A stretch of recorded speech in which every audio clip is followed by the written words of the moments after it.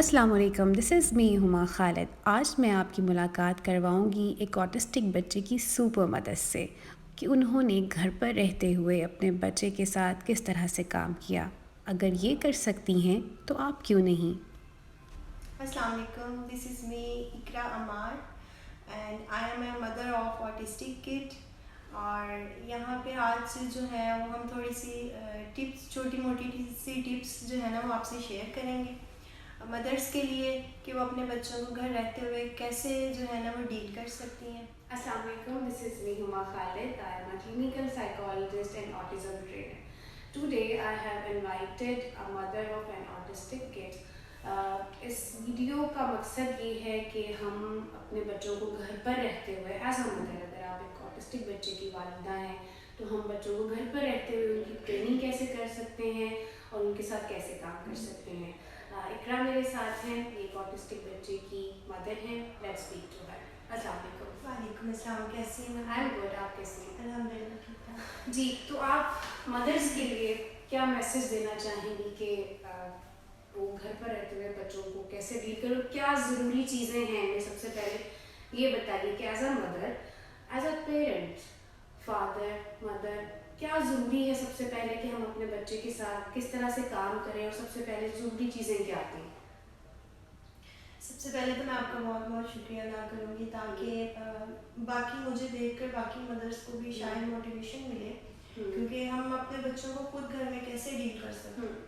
सबसे पहले तो मैं ये बात करूँगी कि इसमें जो ऑटिस्टिक लफ्ज़ है ना, हमारे बच्चों के साथ जो लगा हुआ है, ऑटिस्टिक चाइल्ड, ऑटिस्टिक किड, सबसे पहले तो हमें इस चीज़ को एक्सेप्ट करना चाहिए। हम पेरेंट्स इस चीज़ को एक्सेप्ट नहीं कर पाते कि हमारे बच्चे को कोई इशू है या हमारा बच्चा जो है वो बाकी बच्चों से थोड़ा सा डिफरेंट है। हमें सबसे पहले तो इस चीज़ को एक्सेप्ट करना चाहिए। जब हम इस चीज़ को एक्सेप्ट करेंगे तो फिर हम माशरे के साथ जो है हम अपने बच्चे को लेके चल सकते हैं। हमें उनको नॉर्मल लाइफ की तरफ कैसे लेके आए, ये हम खुद प्लान करेंगे, ये हम खुद घर में इस चीज़ के ऊपर काम करेंगे। जब तक एक तो चीज़ एक्सेप्टेंस आती है और दूसरी चीज़ ये है कि हमने लोगों की बातों को हील कैसे करना है। ये नहीं कि आप अपने बच्चे को, अपने बच्चे की बीमारी को, इसको तो मैं फर्स्ट ऑफ ऑल बीमारी नहीं इस लफ्ज़ में यूज़ करूँगी। हमने लोगों के बातों को हील करना है। लोग जो अक्सर मुझसे आके लोग पूछते हैं ना कि जी आपके बच्चे को कितना फ़र्क पड़ा है, तो मैं इस चीज़ से खुद जो है बहुत चिढ़ती हूँ कि ये कौन सा पेट में दर्द है या सर में दर्द है कि जो मेडिसिन दी और फ़ौरन इससे जो है ना आराम आ गया। ये एक ऐसी चीज़ है जो कि आपकी लाइफ के साथ साथ चलती है। ये आपने इस चीज़ को जो है ना वो मैनेज करना है। एक और बात जो है, मैंने अपने थेरेपिस्ट से, जो मेरे बेटे के थेरेपिस्ट हैं, उनसे ये चीज़ सुनी है कि ये जो है क्योरेबल नहीं है, ये मैनेजेबल, इसको हम मैनेज कर सकते हैं। इसको हमने जो है लॉन्ग टर्म ट्रीटमेंट जिसे हम कह सकते हैं, हमने अपने बच्चों की बाकी बच्चों की तरबियत ऐसे करनी है कि वो इन बच्चों को साथ लेकर चले। इनको ये नहीं कि इनको अलहदा कर देंगे, जिनको ये मसला है तो हम इनको नहीं, क्योंकि ये सोशल तो होते नहीं हैं, बाकी बच्चों के साथ बाकी बच्चों की तरह घुलते मिलते नहीं हैं। ये अपनी एक इनकी इमेजिनेशन होती है, अपनी एक दुनिया होती है। तो हमने इस चीज़ को खुद लेके चलना है और अपने थेरेपिस्ट से जो है ना इसको साथ, उनके साथ चलना है कि आप हमें बताएं कि आप यहाँ पे क्या करवा रही हैं और हमने घर में इनको सारा दिन कैसे डील करना है। क्योंकि थेरेपिस्ट तो 1 घंटे के लिए बच्चे के साथ काम करता है, जो पेरेंट्स हैं वो तो बाकी तो सारा दिन जो है उन्होंने काम करना होता है। तो हमें तो आप लोगों से जो है वो थेरेपिस्ट से गाइडलाइंस चाहिए इस चीज़ की कि हम पेरेंट्स इसको कैसे डील कर सकें। जो सबसे पहले जैसे उन्होंने बात की कि ऑटिज्म जो है वो क्योरेबल नहीं है, मैनेजेबल है। What's the meaning of cure? Cure होता है कि एक चीज़ का बिल्कुल ख़त्म हो जाना, किसी बीमारी का, किसी डिजीज़ का। जैसे कि इकरा ने बात की कि ऑटिज्म जो है वो कोई डिसऑर्डर नहीं, डिजीज़ नहीं है। ये ऐसी एक रवैया है जो बच्चा इख्तियार कर लेता है और वो उसके कंट्रोल में भी नहीं होता, कुछ सेंसरी इश्यूज होते हैं। तो उसमें बच्चा जो है, जो उसको ऑटिज्म है, वो आप उसको ख़त्म नहीं कर सकते। उसकी कुछ स्पेशल नीड्स होती हैं जिनको आप मैनेज कर सकते हैं। जैसे बच्चा लिख नहीं सकता, बच्चे को बोलने का इशू होता है, तो हम उसकी उस नीड्स को आप हमेशा जो इस प्रॉब्लम को स्पेशल नीड्स कहा करें, इसको किसी बीमारी का नाम मत दिया करें। तो वो सारे इश्यूज जो होते हैं वो मैनेजेबल होते हैं, यानी उन पर अगर हम काम करेंगे तो वो बच्चे के अंदर तब्दीली आहिस्ता आहिस्ता आती है। अच्छा, एक चीज़ जो आपने बात की है इसमें मैं कहूँगी कि हमें इन बच्चों को हमारे इन बच्चों को थोड़ी सी एक्स्ट्रा केयर की ज़रूरत है। जो नॉर्मल बच्चे हैं, जो आम बच्चे हैं, उनको भी ज़रूरत है, लेकिन उससे ज़्यादा हमें इन बच्चों को केयर देनी पड़ती है, इनकी तवज्जो की ज़रूरत है, हमें जो है इनको प्यार देना पड़ता है एक्स्ट्रा। ये समटाइम जो जिस चीज़ से मैं ना लोगों से अक्सर चिढ़ती हूँ कि लोग जब मुझसे पूछते हैं ना कि जी ये क्या है आपके बेटे को मसला, ये बोलता नहीं है, ये सुनता नहीं है, या ये क्या इशू क्या है, ये ऑटिज्म होता क्या है, तो मुझे ना लोगों को समझाने में ना उस टाइम बड़ी दिक्कत आती है। मुझे समझ नहीं आती कि मैं उनको कैसे बताऊं कि जी अब ऑटिज्म क्या है। बेसिकली लोगों को पता ही नहीं है कि ऑटिज्म है क्या चीज़, तो हमें इस चीज़ को ना काफ़ी मुश्किल पेश आती है। तो बाकी पेरेंट्स को भी आती होगी। ठीक है। अच्छा, इसके अलावा थोड़ी सी टिप्स मदर्स के लिए, मदर्स ही ज़्यादा साथ रहती हैं। मदर्स बहुत ज़्यादा परेशान हो रही होती हैं कि उनका बच्चा काम नहीं कर रहा।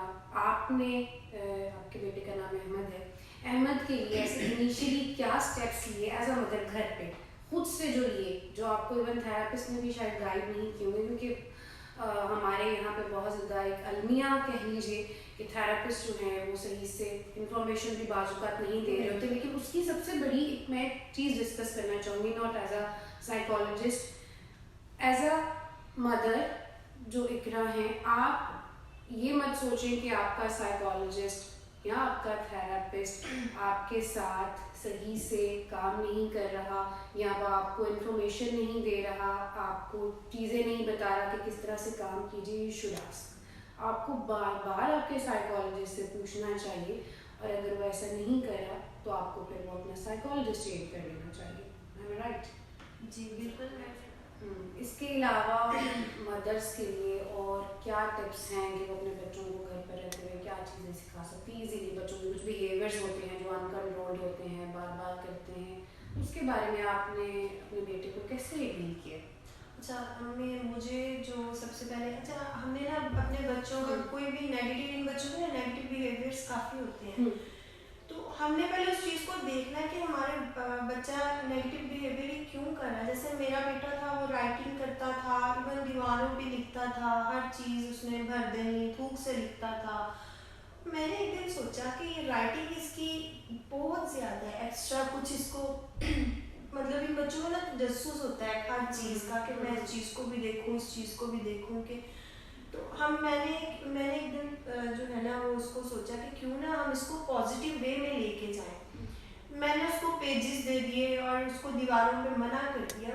इसको बार बार मैंने अपने बेटे को ना, मेरे बेटे को बार बार बताना पड़ता है, ठहर ठहर के इन बच्चों को हमें थोड़ा सा डील करना पड़ता है कि दीवार पे नहीं लिखना। जैसे थेरेपिस्ट ने भी इस चीज़ को गाइड किया मुझे कि जब ये दीवार पे लिखे तो आप इसको ना मतलब चार्ट लेके पेपर, उस पेपर नो लिख के तो आप इनको कह दें क्रॉस लगा के लिख दें कि जी हमने दीवार पे नहीं लिखना। तो आप मैंने इसको कॉपी दी, पेंसिल दी, तो इसने ना मैंने उसको चीज़ को पॉजिटिव वे में लिया। तो और ये अब लिखना, इसकी राइटिंग अब इसकी माशाल्लाह बहुत अच्छी है। मैंने पहले ये चीज़ देखी कि इसका इंटरेस्ट किस चीज़ में है। पेरेंट्स को इस चीज़ को देखना पड़ेगा कि उन बच्चों का इंटरेस्ट, कि कई बच्चों का पेंटिंग में होता है, कि कुछ बच्चों का किसी और चीज़ में होता है। पहले तो पेरेंट्स को ये चीज़ देखनी चाहिए कि जी उनका बच्चों का इंटरेस्ट किस चीज़ में है। फिर कुछ बच्चे हाइपर बहुत होते हैं, वो चलते फिरते रहते, बैठते नहीं है, सीटिंग नहीं होती। हाइपर एक्टिविटी के लिए तो इनके जो है वो और भी इश्यूज होते हैं। इनको मैं अपने बेटे को फिजिकल एक्टिविटीज़ करवाऊँगी, उससे ये है कि ये इसकी वो एनर्जी जो है वो थोड़ी सी वेस्ट हो जाती है, फिर थोड़ा सा बैठ जाता है। इसकी स्लीपिंग जो है ना वो काफ़ी इम्प्रूव हो गई। उसके लिए मैंने इसको मुख्तलिफ मसाज किए हैं इसको, और भी मसाजर मेरे पास थे। वो नहीं है तो कोई इशू नहीं, आप तेल रात को जिस टाइम सोने लगे उस टाइम आधा घंटा पहले इसको जो है ना वो बॉडी मसाज दे दें, जिस तरह मसाज नॉर्मल जिस तरह घर में देते हैं। Even you can use brush, जो सेंसरी ब्रशेस जरूरी नहीं है आपका कॉम हेयर ब्रश होता है वो बच्चे के, आप बैक पे उसका फ्रंट पार्ट छोड़ के उसकी बैली और उसका सारा हिस्सा छोड़ के शोल्डर्स, उसकी बैक, उसकी लेग्स, उसके आर्म्स, उसकी नेक, उसका हेड, आप वहाँ पे मसाज कीजिए। ये बच्चे के लिए बेस्ट है। इवन जब मदर्स के कोई एक मैसेज जो उनको शायद अपने बच्चों को समझने में आसानी दे। इन बच्चों को एक्स्ट्रा केयर की ज़रूरत है और लोगों को भी चाहिए थोड़ी सी अपने अंदर जो है ना वो इंसानियत लेके आए ताकि इनके पेरेंट्स को हर्ट ना करे, ताकि भी ये पेरेंट्स जो है अपने बच्चों को खुद तवज्जो दे सके। जब आप इसको उन बच्चों को एक्स्ट्रा केयर देंगे तो ये बच्चे खुद ब खुद ही जो है ना हमारे साथ हमारी दुनिया में, बेसिकली मैं यही कहूँगी कि ये हमारी दुनिया में नहीं होती, इन्होंने अलग अपनी एक दुनिया बनाई होती है। और दुनिया बहुत खूबसूरत है, बहुत खूबसूरत, हमारी दुनिया से तो कुछ ज़्यादा ही खूबसूरत है। लेकिन जब हम इनको एक्स्ट्रा केयर देंगे तो ये बच्चे जो है ना हमारे साथ हमारी नॉर्मल लाइफ की तरफ आ जाएंगे। बहुत शुक्रिया इकरा, आपने आज हमें ज्वाइन किया। अपने बच्चों को ये मत समझिए कि आप पे अल्लाह ताला ने कोई आजमाइश डाल दी है। बेसिकली आजमाइश उन लोगों के लिए है जो हमारे बच्चों को समझ नहीं पाते हैं, जो हमें बातें सुनाते हैं। तो आपका रास्ता तो बिल्कुल क्लियर है, वो मंजिल बिल्कुल क्लियर है, आपका रास्ता ही आपकी मंजिल है। तो कभी भी दूसरों की बातों पर हर्ट ना हो, हिम्मत से काम करते रहें। मैं अपनी सारी वीडियोस में ये कहती हूँ कि आपको खुद अपने बच्चे के साथ काम करना है। मज़ीद हमारी बहुत सारी वीडियोस हैं, इकरा का चैनल है, मेरा चैनल है, इकरा का चैनल ऑटिज्म वंडरलैंड के नाम से है, बहुत अच्छा है, आप उसको देख सकते हैं।